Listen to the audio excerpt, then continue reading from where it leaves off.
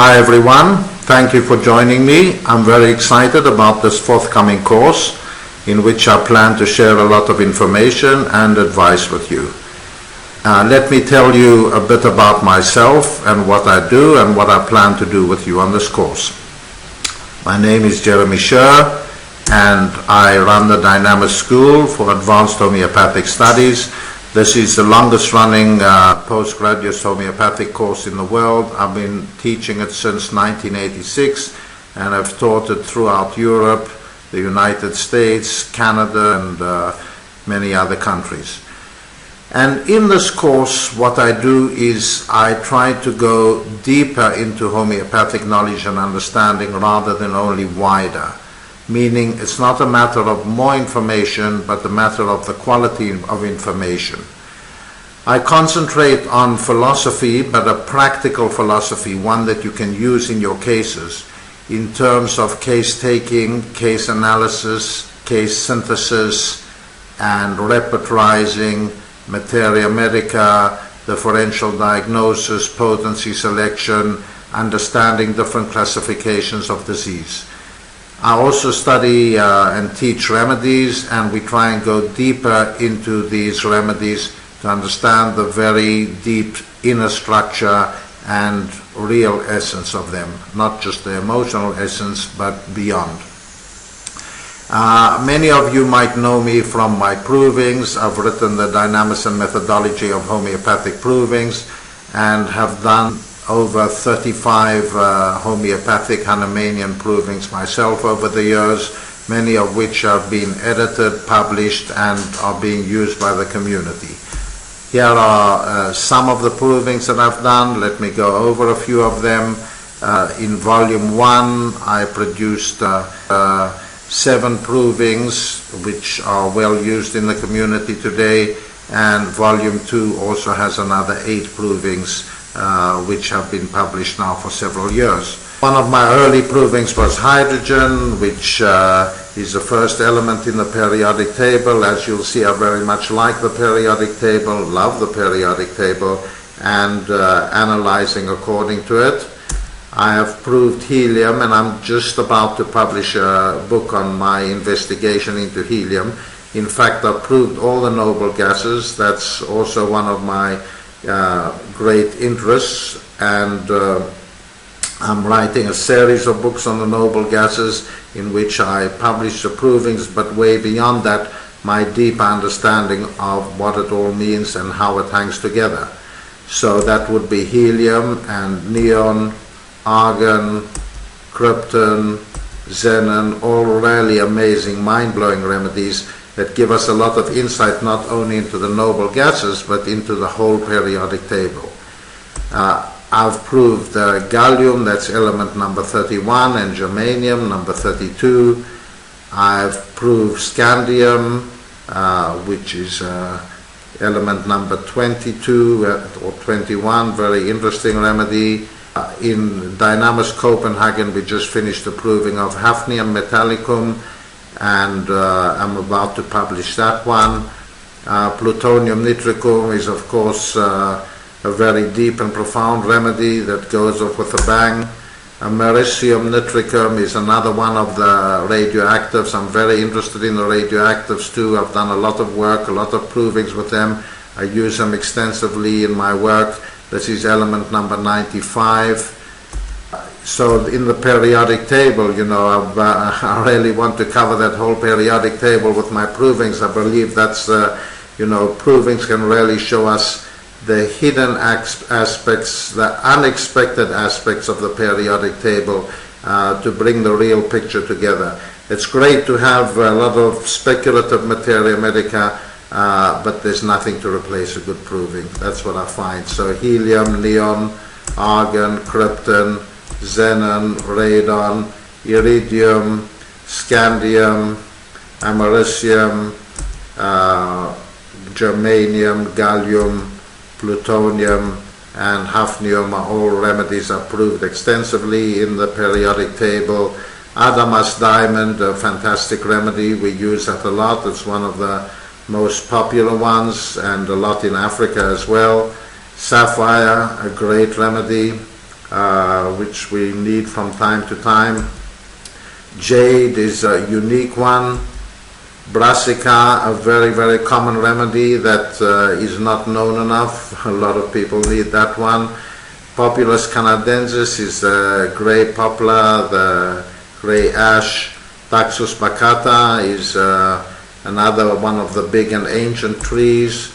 Pomegranate, juicy fruit, really useful remedy, especially menopausal problems.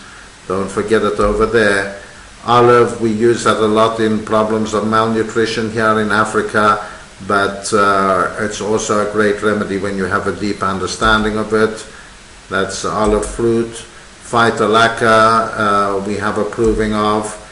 In Dynamis, Minnesota, we proved wild rice, zizea, and there it is. Chocolate, of course, is a well-known remedy and much used in the world today. When you have a deep understanding of it, it's really great. Often gets confused with sepia. Dama dama, the fallow deer, that's Bambi. They are the provers on my Dynamis school.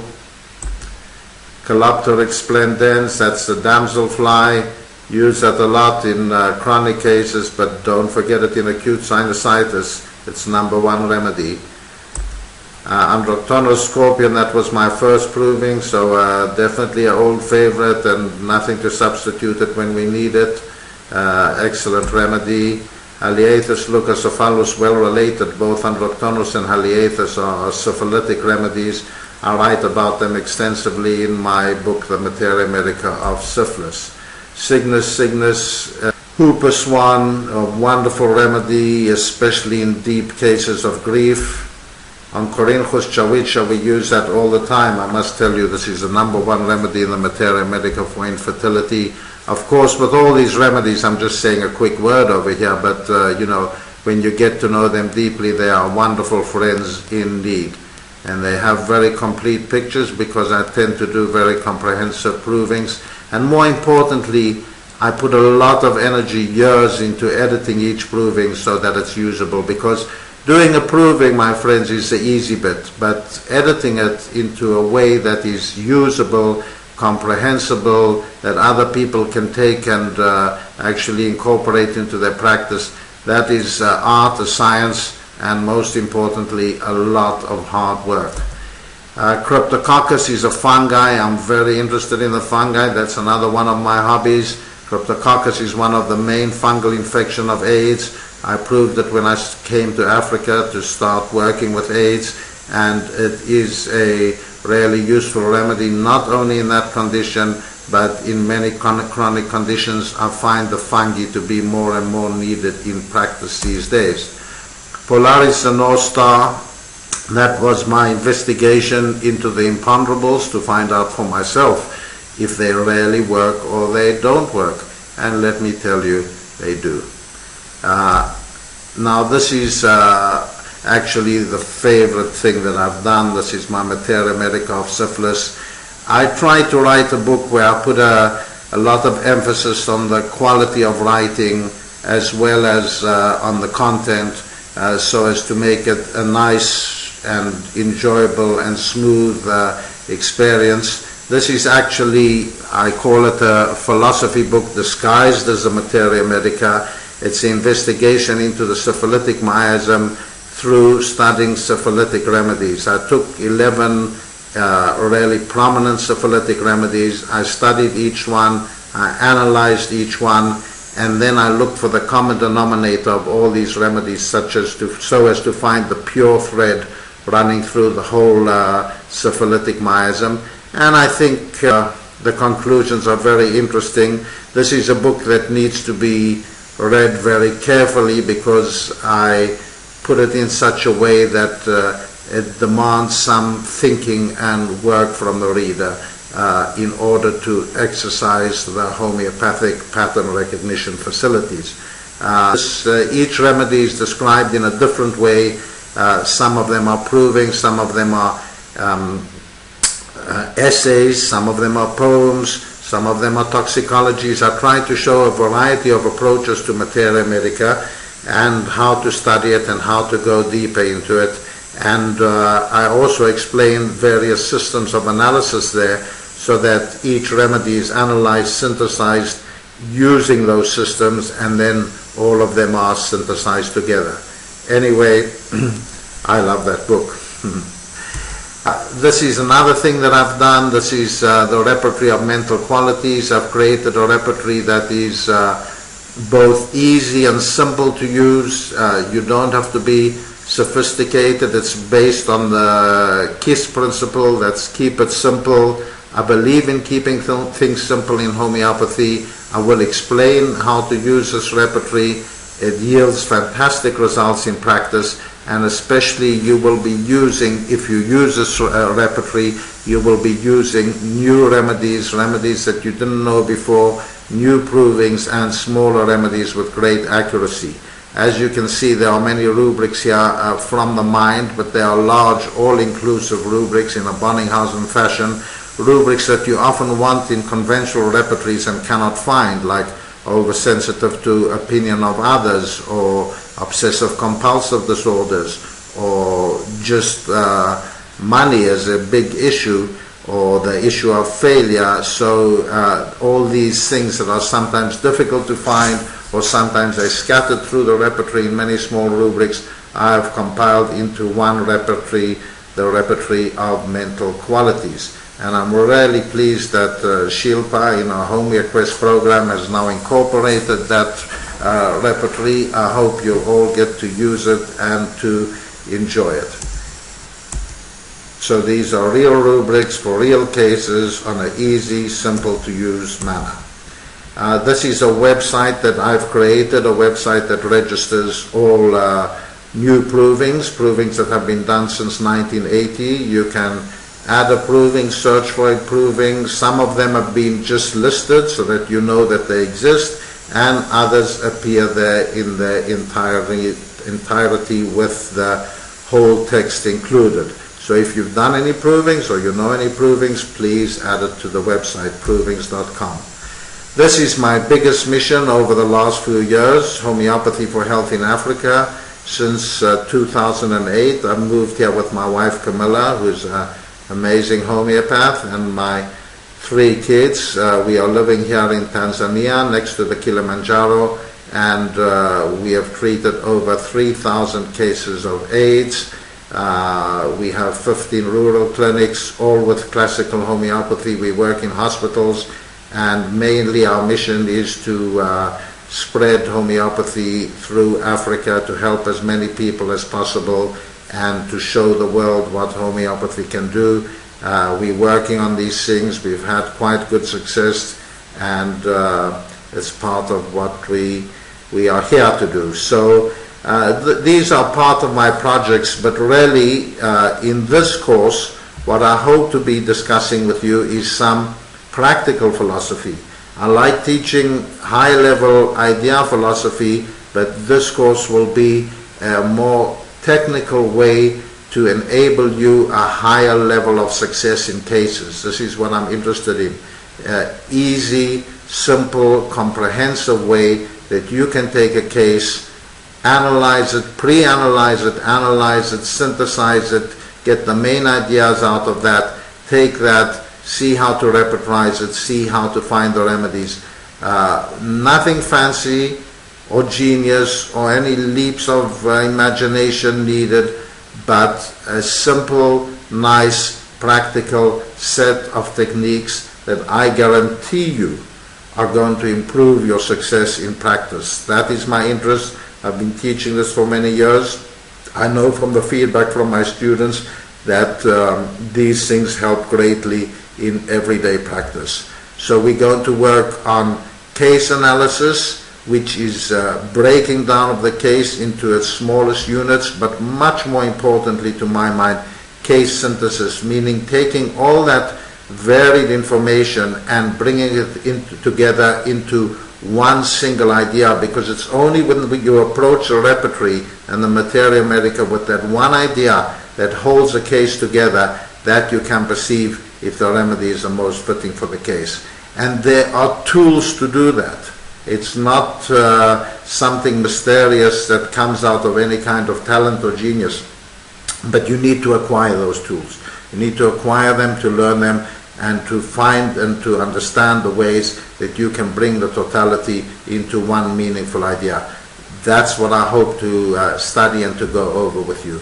Of course, repertorizing is also important. I repertorize every case. It's not that I believe that's a solution in every case, but I know it's a solution in 80% of the cases or more. And I do it in every case because we have to check that option.